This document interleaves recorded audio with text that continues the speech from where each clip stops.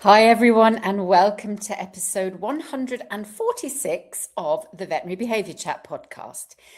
So, this episode is the first in a little duo of episodes that I'm going to be doing this week and next week, specifically on alpha-2 agonists, oral alpha-2 agonists. So, this week I'm going to start with clonidine, and next week I'm going to chat about guanfacine. Because I think the two are really interesting to kind of compare and contrast.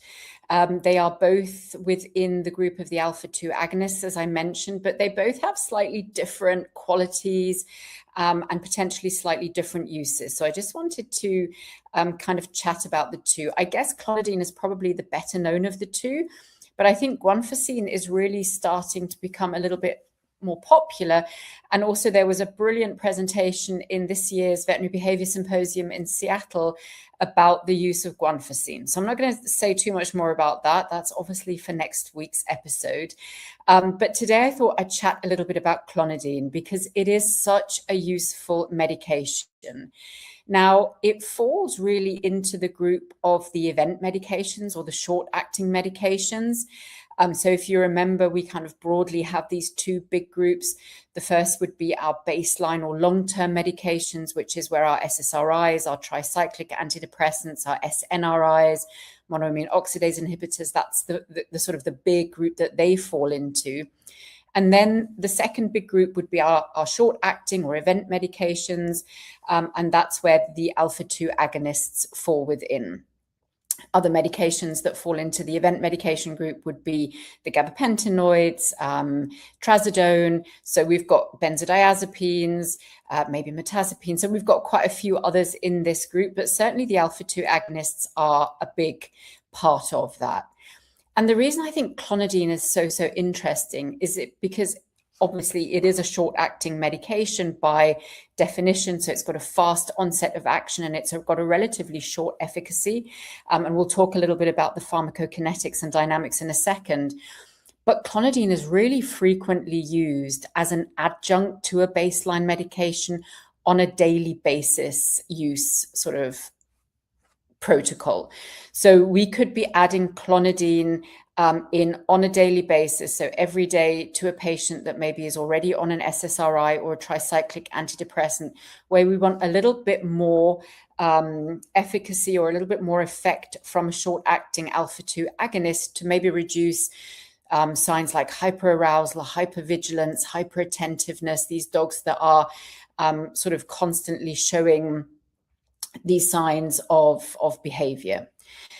At the same time, clonidine can also be a really useful adjunct to a pre-visit pharmaceutical protocol. So I will very often give dogs that are coming into the veterinary practice a combination of maybe gabapentin, trazodone, and clonidine, for example, because we've got kind of all three sort of neurotransmitter types covered there or approached there. And so clonidine it's so kind of versatile and useful that I just wanted to dive a little bit deeper into clonidine and the different areas that we can use it in. We've got a number of papers that are really interesting in terms of that daily use. So I'm going to talk about those papers in a second. So we've got the original paper by Agata et al. From 2011 that sort of first propagated clonidine's use. We've got Jill Sackman looking at the use of clonidine together with an SSRI and hyper-arousal in dogs.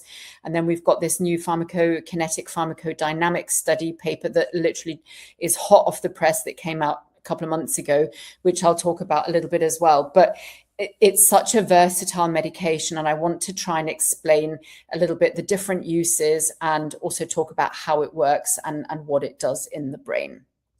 Okay, so maybe let's start there then with the mechanism of action, because it's a really interesting medication. Well, all the alpha-2 agonists are. So we broadly have three subreceptor types for the alpha-2 agonists, or alpha-2 receptors, should I say. Alpha-2 receptors. So we've got three sub-receptors of the alpha-2 receptors. We've got alpha-2A, alpha-2B, and alpha-2C. Now, clonidine is a relatively non-specific agonist for these 3 subreceptor types. That means it binds kind of relatively equally to A, B, and C. And we'll see next week that guanfacine is a little bit different there. So it's it's a relatively non-specific alpha-2 receptor agonist, so binding to all 3 of those alpha-2 receptor subtypes. Gosh, honestly, these words. But what is the actual mechanism of action? So we've got the first one, which basically means that the alpha-2 agonists block or inhibit noradrenaline release in the central nervous system. And the way that they do this is by sort of 2 effects. The first would be by binding at the presynaptic alpha-2 autoreceptors.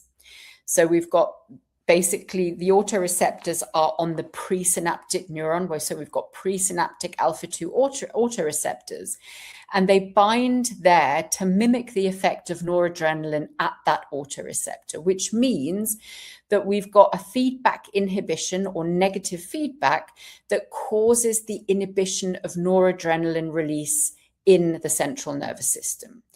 Now, these alpha-2 receptors are relatively widely distributed throughout the CNS. However, there is kind of an accumulation in what we call the locus coeruleus, which is an area within the brainstem where we have increased noradrenaline production. So it's a brainstem nucleus, if you like, that has a very concentrated amount of neurons that are specific for noradrenaline production.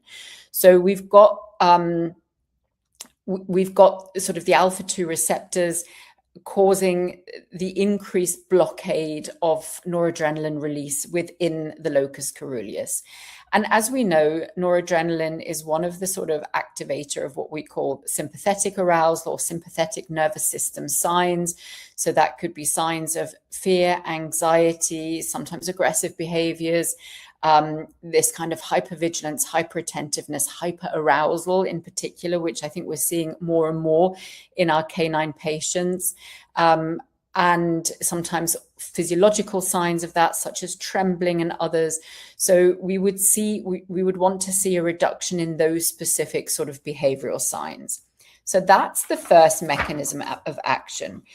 We've got a second mechanism of action, which reduces anxiolytic and perhaps aggressive behaviors more specifically, and that is by the alpha-2 agonists binding to postsynaptic alpha-2A receptors in the prefrontal cortex. So these are not presynaptic autoreceptors anymore. These are now postsynaptic alpha-2A receptors in the prefrontal cortex. And that means we've got a strengthening in prefrontal cortex connectivity. So we've got better connectivity throughout the brain, specifically with that prefrontal cortex area. And therefore, we've got better top-down control of emotional regulation, if you like, or better top-down control of emotional arousal or emotional signs. So we've got these 2 really, really interesting mechanisms of action, and those are largely responsible for the types of signs that we want to be seeing. So what does that mean then for our uses? And here we kind of come on to a little bit to the papers that we've had published, but also to, I guess, what we would sort of from a clinical and practical point of view, think the uses as being. So I want to start with those kind of daily uses.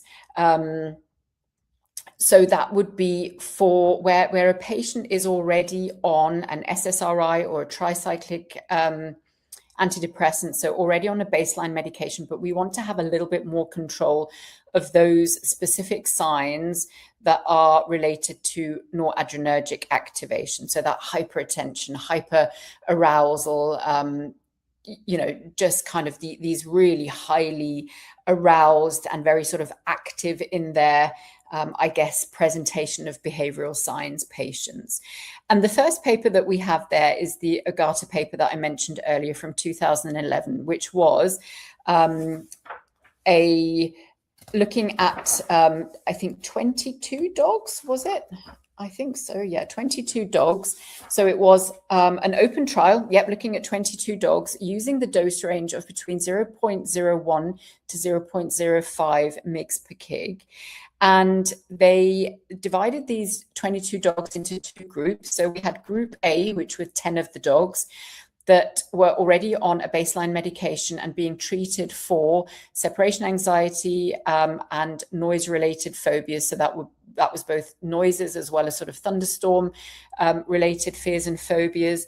And they used clonidine as an adjunct, so augmenting the baseline medication.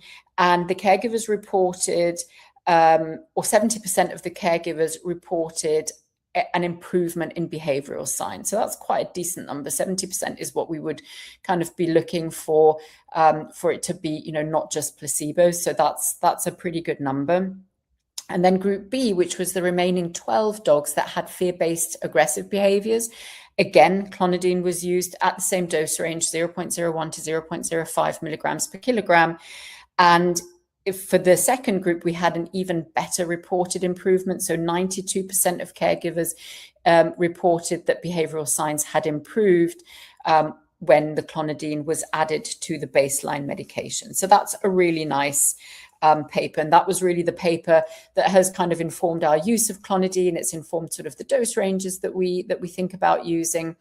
And I would usually start with that lower end of the dose, so 0.01 milligrams per kilogram, and then taper upwards if I was using it on a daily basis like this. Oftentimes I find myself ending up somewhere in the middle, so around that 0.03 milligram per kilogram dose. And very rarely we would need to go kind of to that higher end of the dose spectrum.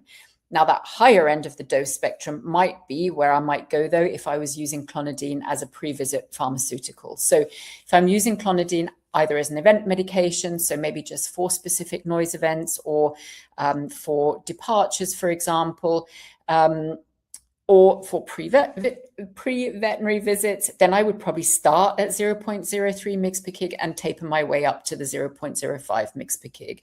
So, and we just have to remember, right, the different sort of indications. For the event medications, we're using it for one specific event, and we perhaps don't mind so much if we get a little bit of sedation. And I'll talk about that in a second, because that is a side effect of clonidine in particular.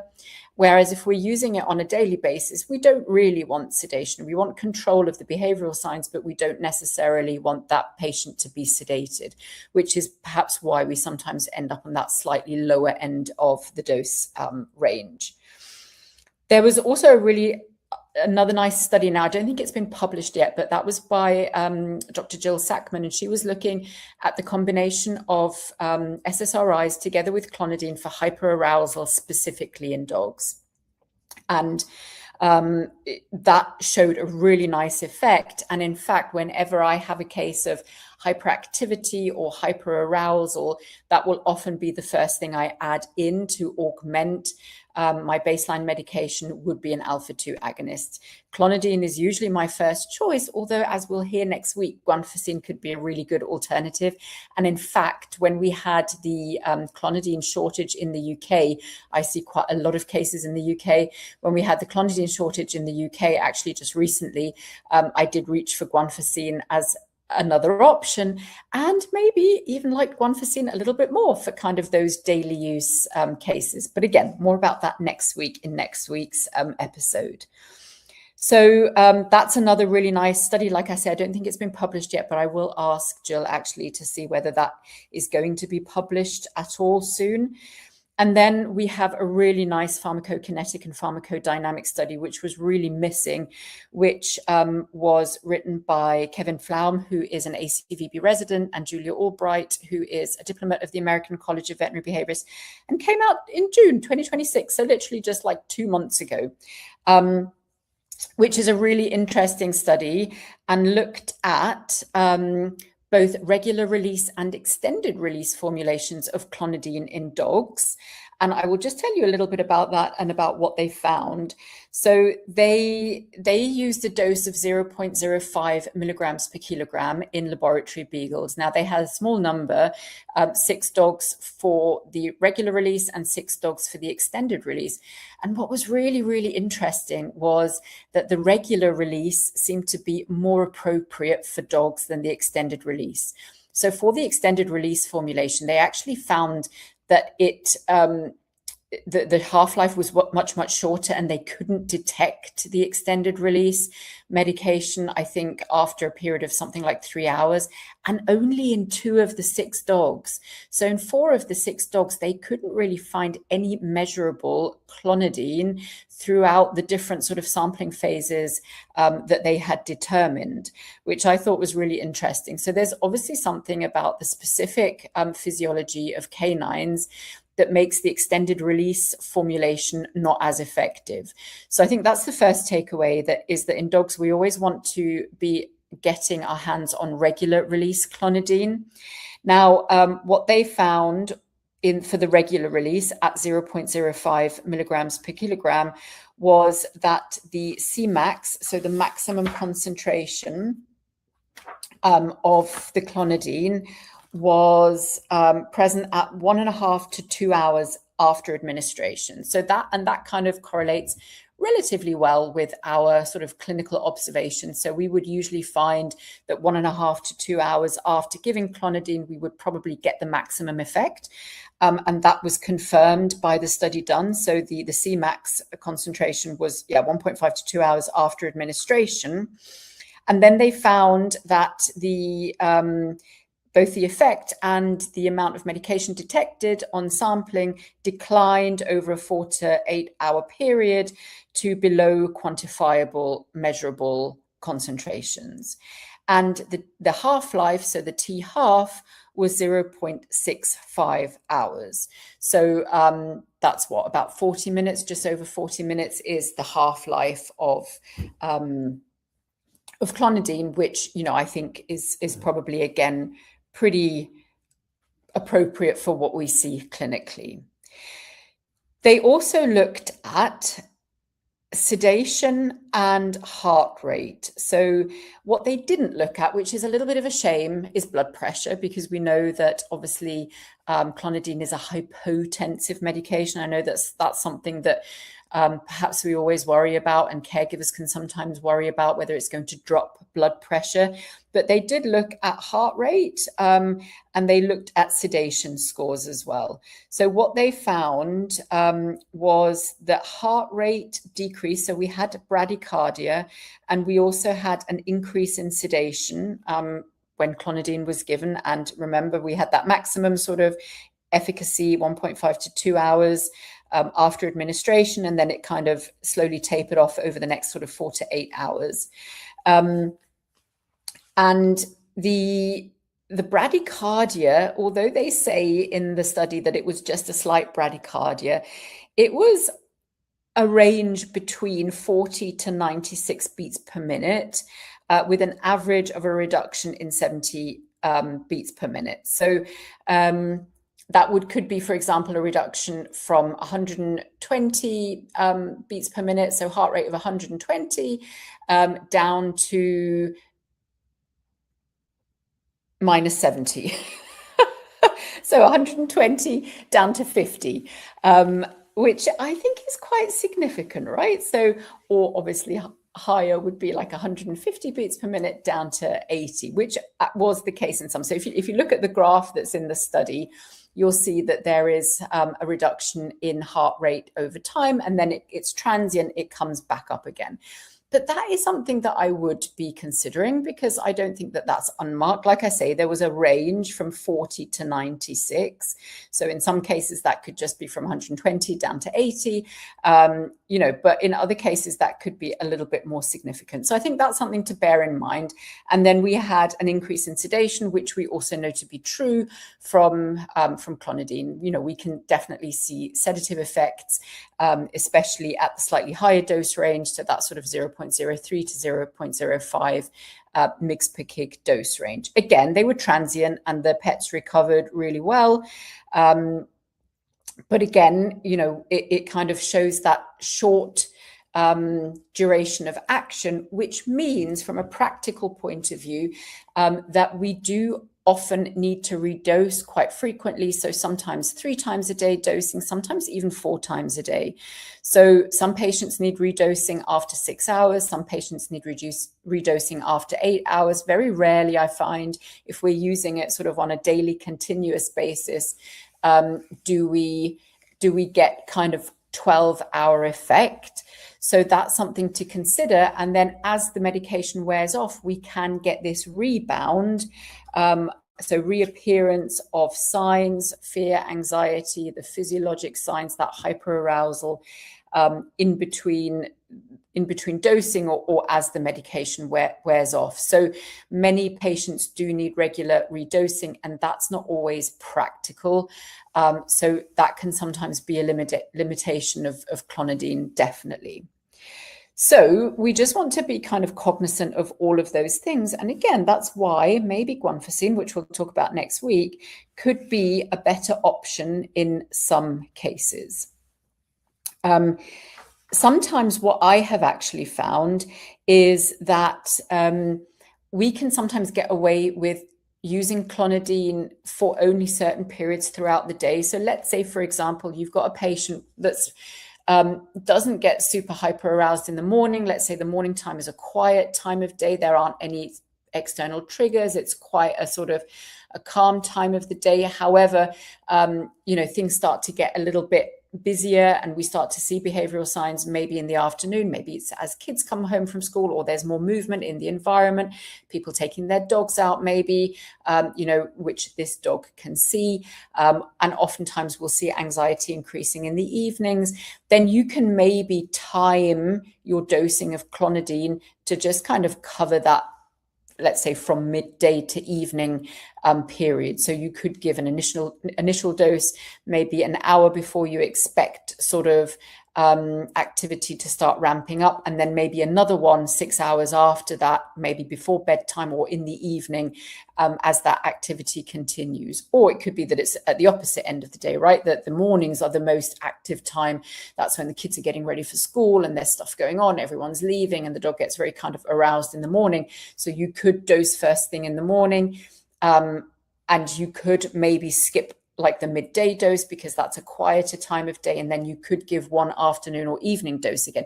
So you can use Clonidine like that to time it to the times of day that the dog is experiencing the most arousal, the most kind of triggering situations. But if you're wanting to cover a 24-hour period, let's say, you might need to dose 3 or 4 times every 8 or every 6 hours, and that can be prohibitive or not practical for some clients. So those would be some of the limitations, I would say, of Clonidine as a daily medication.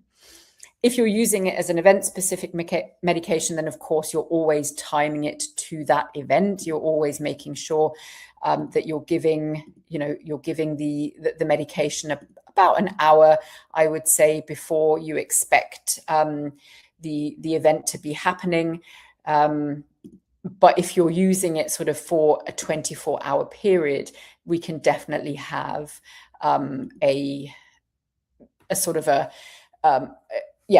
just kind of a not very practical need to approach this medication.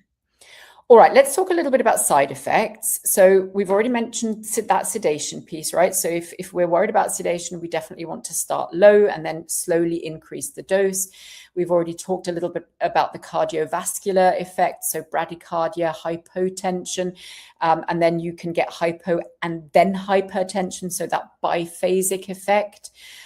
We can get respiratory depression on occasion, dry mouth, hypothermia, hyperglycemia, so you need to be careful with diabetic patients, sometimes nausea.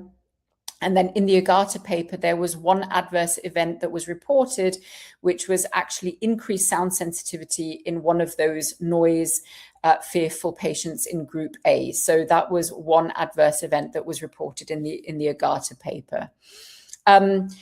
There is a potential nice beneficial side effect, which is actually to do with GI effects. So is a potential reduction or a reduction of altered gut motility. So if we've got altered gut motility, then clonidine can reduce that. And there have been anecdotal reports, however, nothing kind of put down in writing, that clonidine can be really beneficial for animals that have got inflammatory bowel disease or other bowel conditions or other gut conditions, should I say. And I know from colleagues of mine that they have reported a patient that has had a prior sort of gut sensitivity or GI health concerns, that when they added clonidine in, that's then when the GI signs decreased or resolved as well. So that can be a nice side effect of clonidine. And I will often choose clonidine for my GI sensitivity patients because of that. So that's something to have a think about.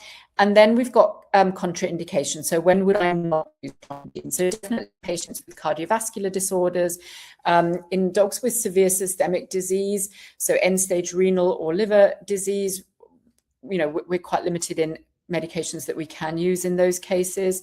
Hyperthyroidism, shock, glaucoma, diabetes mellitus, I just mentioned. So clonidine can cause hyperglycemia. So those would be the main contraindications I would think about. But for sure, because we know, and we also now know from this pharmacokinetic pharmacodynamic study, that we definitely do see bradycardia at that 0.05 mg per kg dose. It wasn't tested at lower doses, unfortunately, so we don't know whether that bradycardia would be less marked at lower doses, but they for sure demonstrated bradycardia and sedation as side effects from that 0.05 milligram per kilogram dose. Half-life, I already mentioned earlier, is 0.65 hours, as again demonstrated in this 2026 paper, which of course I will put in the show notes for you.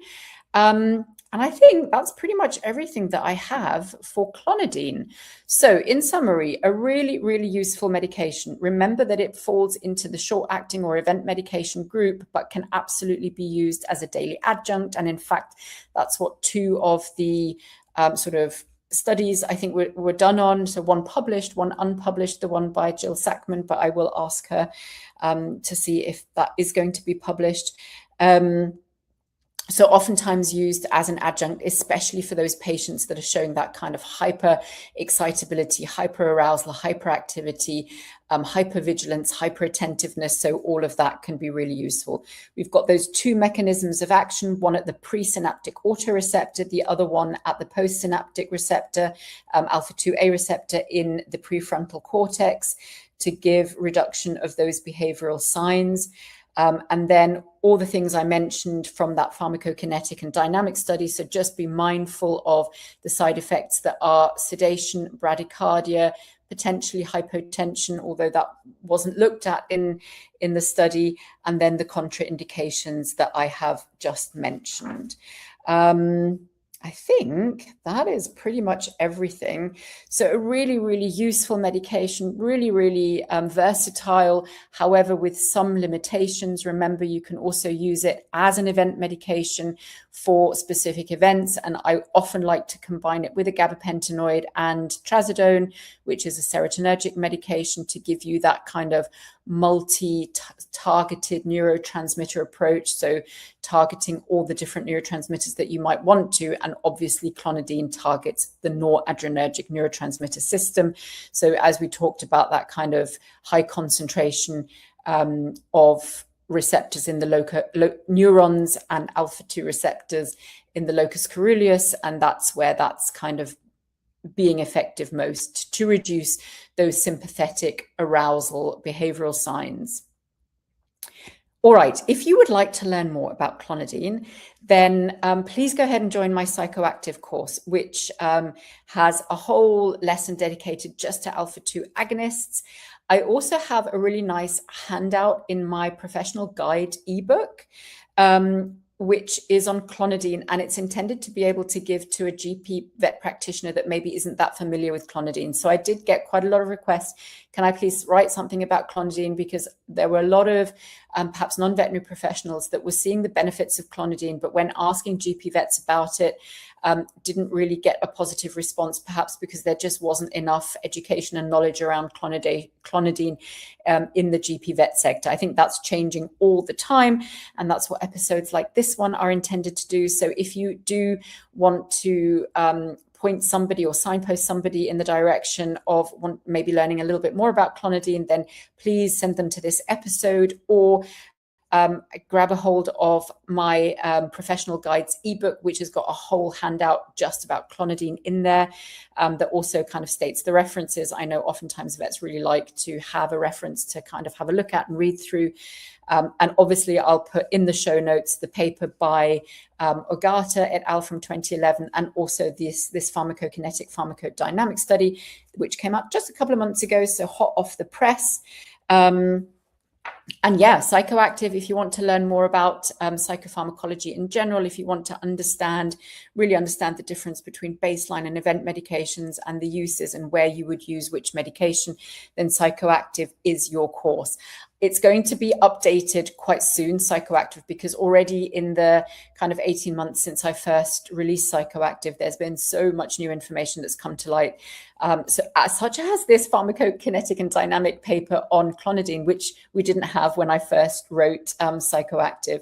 So all of those things are going to be updated at regular intervals. But yeah, that's clonidine. Just before I sign off, I did mention clonidine in last week's episode, so 145, when I was talking about PVPs for cats. Now, you'll have noted that I've been talking mainly about dogs, and that's because we don't really have any evidence for the use of clonidine in cats. However, practically it has been used by many of my colleagues. I myself haven't used clonidine in cats, and I think that's just because I haven't had to. But where clonidine was used in cats very anecdotally and very just kind of clinical experience based, colleagues have been using a quarter of the 0.1 milligram tablet of clonidine for cats. However, as you will hear in last week's episode, we have got a really nice study looking at the use of Cilio in cats for kind of, events.